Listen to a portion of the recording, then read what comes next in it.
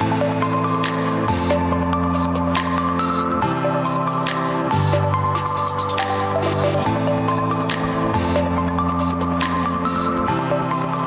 back. Hey, You've been waiting. How did we hold this off for so long? I'll tell you. All right, now set it up. Don't just go into a rant. All right. Tell the whole story. Explain everything to people. I think more and more people are saying. I mean, I have heard from some friends who live in places that are so damn rural that I can't even believe these things are there. So this is everywhere now, as far as I'm concerned. Because I got some friends in the South who are in or in some wonderfully rural areas that I love to visit. We want to talk about privacy, right? Yeah. And they're telling me it's already there. So why don't you explain to people what we're going to talk about? First of all, this is flock safety, which is just one, and I want to emphasize it's just one of many that are out there. But what it is it's unique. They're usually self-standing, and because you're talking about camera systems, they're wireless, they're solar powered, so you'll see this. So they never go off. You've got this black device with a solar panel sitting on top of it, sitting along the road, and they are automated license plate readers. But my understanding is they can do a lot more, and I think they can capture your face, facial recognition. The camel is poking his nose under the tent. And of course, it has been sold as public safety. And I was an elected official. That's a hard thing to argue when law enforcement says, it's public safety.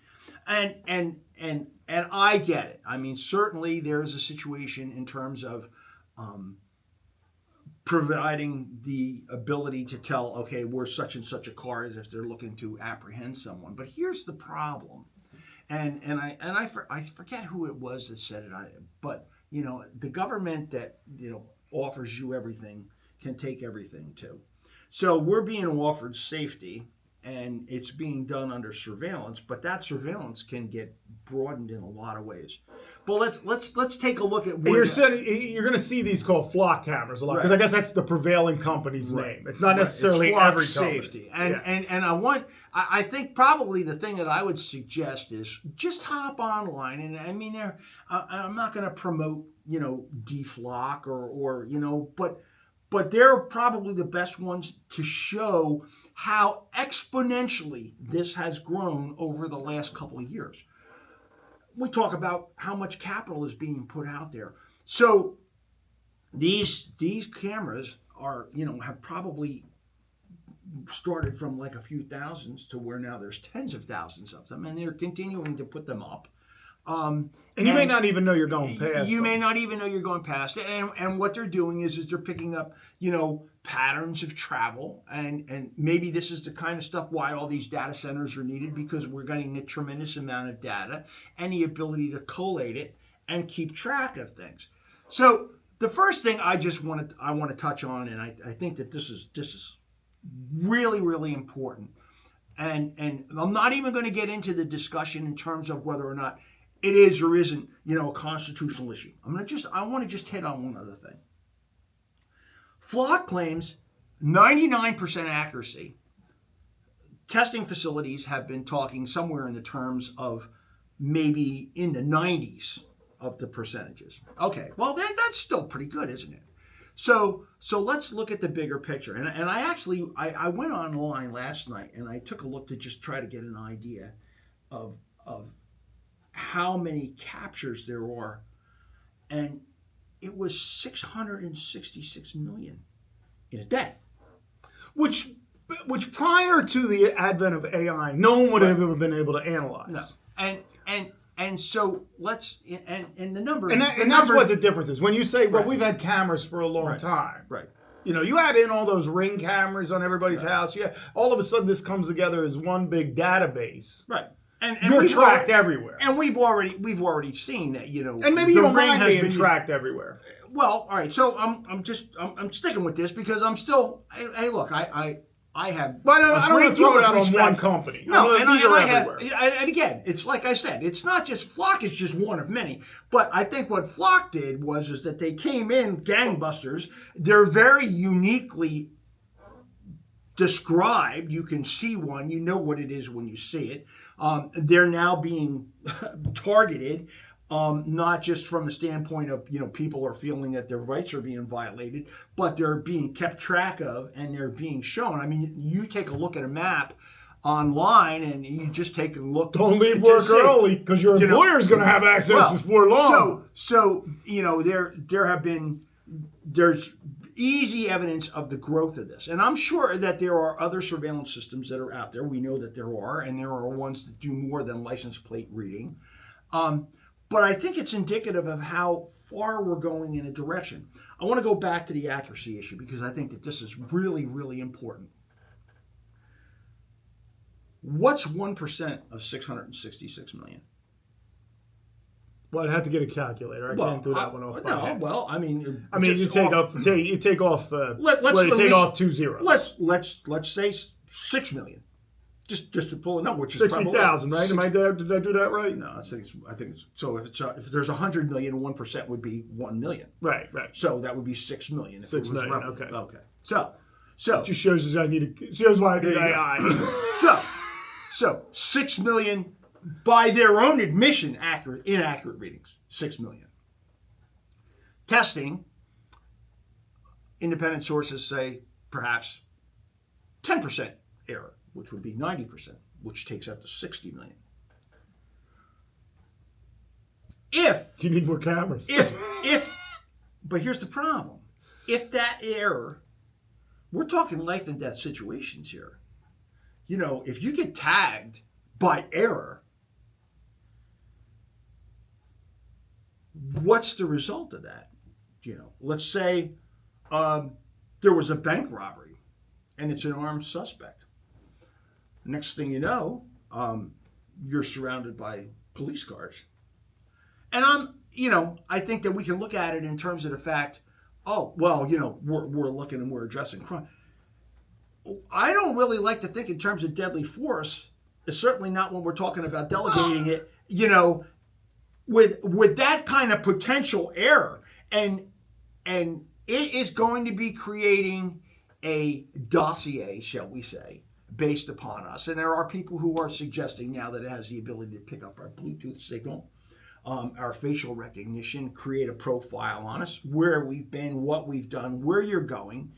And there's a lot of problems in terms of even where there have been cases where there have been individuals who've been able to get this and be able to follow someone, be able to keep track of that kind of digital environment. You're not going to keep it only in the hands of law enforcement. Well, that's the thing. And on top of that, and let's talk about another thing here too, which is where government really needs to start to step into this. Okay, so it's real cute to say, well, the Constitution only prevents government from doing this.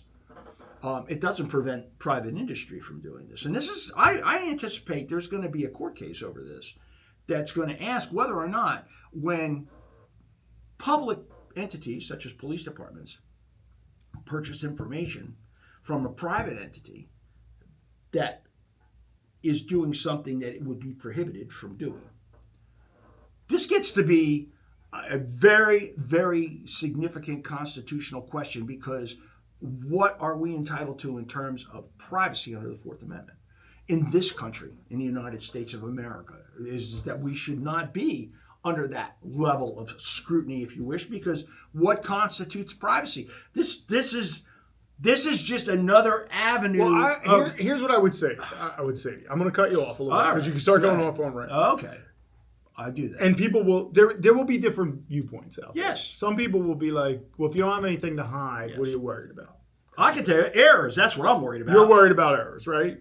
I would say I can agree with some of that. Listen, I grew up in a really tough neighborhood. I grew up in low economic, and we learned something. Some of us, it appears it's not taught anymore, but we learned very early that, like, when you were pulled over by the police officers, stick your hands out the window and keep your hands in sight at all times. Mm-hmm.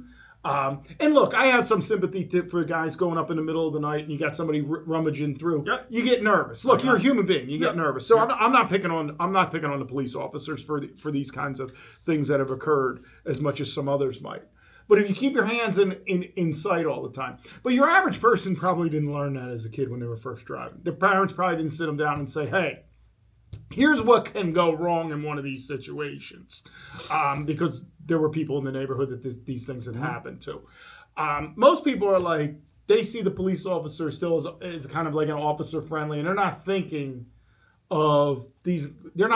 this way through. So I could see like an error. You're surrounded by the police, and people feel like I have rights. Like I always feel like I'll deal with my rights after I deal with the human factor of it, right? You know, the rights will come through for me because I wasn't doing anything wrong. But I know enough to know I don't want to make this person nervous, who has a weapon, and maybe I don't have anything to hide anyway. Mm-hmm.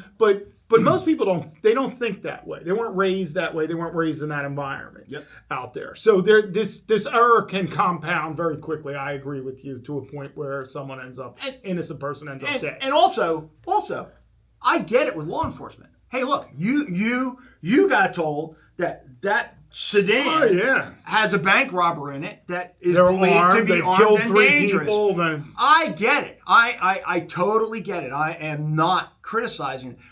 But it's got to be a very, very, very for sure scenario. And what you're seeing now is there are starting to be lawsuits in terms of people who were either, followed as a result of this information coming out, or had deadly force placed upon them. Hopefully nobody pulled the trigger. But nonetheless, this is based upon digital information that is admittedly not 100% correct. And look, they've got license plate readers in the cars now, so. Well, let me take it to the point where it is 100% correct. Let me go to this wild, and here's my problem with it here. All right, we've beaten that one, so let's go to this one. And this is my bigger problem. I'm going to get away from law enforcement completely. I'm going to go to, I didn't have a right as a citizen to agree to live under these conditions. There wasn't a debate. There wasn't. But now it's so good, right? And forget the crime. My data now exists in this data center. It has value. Mm-hmm. I now can be known everywhere I've gone. And you may say, well, you got nothing to hide. Well, wait, I do have something to hide. I had a conversation with my wife just this morning that said to her, because of what's going on with these data centers already, I want to cut back on Amazon. Mm-hmm. And I want to cut back on digital purchases. Because what we have going on here is they're literally now able to know everything about you before you buy something. So It's like the airplane seat. When you go on to buy something, they know what to charge. The seriousness here is over private entities that are overseeing this. You're right. They have the ability to market this information. Who's regulating that? I'm going to go to another step. But no, let me add one element to it. So now they know exactly where I am. So now I can't avoid Amazon now. Because they're one of the owners of the data system. So they know what stores I'm going to. You add in the element of digital currency, because now cash isn't going to work anymore. And if you think that's not happening, I just got back from Europe and I had to pay with my phone. Couldn't even use a credit card in one place. They're like, no, you have to pay over your phone. So they track my GPS purchase, the amount, what I bought. Like that is like an amazing. So even if I'm, excuse me, I get excited. Even if it's not about crime, I don't have control over any aspect of my life at that point anymore. I don't even have control over my commerce decisions. Well, more important is there's a judgment that's taking place here. And I think that's people take a look at privacy and like, oh, well, you got nothing to hide. You know what? I go back, my dad had a great saying, one man's trash is another man's treasure. That means a lot of things. Stuff that you don't think necessarily means that much in terms of value to you may mean a lot to somebody else. When we start to look at terms of the creation of the ability to have a monopoly over everything, and you talk about Amazon as just an example, So you may actually think in terms of, I'm free to shop anywhere I want. Well, that's a free choice you've got, right? Well, what happens if Amazon actually decides, you know what, I want to have everything? And as far as I'm concerned, if you buy something someplace else, that's a belligerent action. I don't like that. And I'm going to come up with ways to punish you. We have to consider that everybody looks in terms of this, in terms of like everybody's got the same, fundamental idea of what's right and what's wrong. Yeah, okay, I can't punch you in the nose. No, I can't go rape somebody, things like that. Those are common things. But things that someone can view as negative behavior can be greatly varied,